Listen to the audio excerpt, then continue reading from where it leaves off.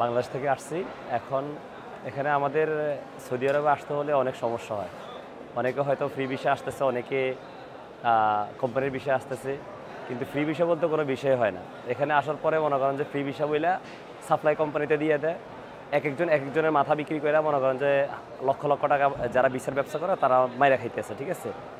কিন্তু তারা খপ্পরে পড়ে অনেকে আসে, আইসা মনে করেন যে বিভিন্ন ধরনের ভোগান্তি হয়। আমি নিজে আমার মনে করেন যে এখানে আসছি নিজের খুব কাছের মানুষের মাধ্যমে। আসার পরে আমি ২ বছর পরে দীর্ঘ কয়েকদিন আগে আমি নিজে নতুন কফলা হইছি, হ্যাঁ? নতুন কফলা হওয়ার পরে এখন আলহামদুলিল্লাহ এখন মোটামুটি আমি ভালো আছি। তারপরও মনের ভিতরে কিছুটা ভয় আছে। তার কারণ হচ্ছে ২ বছর ধইরা মনে করেন যে এখানে থাকছি, বলদিয়ার ভয় এবং কি আপনার ইয়ার ভয় হয়, পুলিশের ভয় হয়।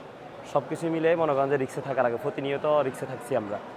এখন মনে করেন যে ফ্রি ভিসা বলতে আমরা আসার পরে ফ্রি ভিসায় যেটা আসছি, এটা আসলে মূলত কোনো ফ্রি ভিসা হয় না। সৌদি আরব বলেন, আমাদের দুবাই বলেন, কাতার বলেন, আমি ওমানও ছিলাম। ফ্রি ভিসা বলতে কোনো বিষয় হয় না।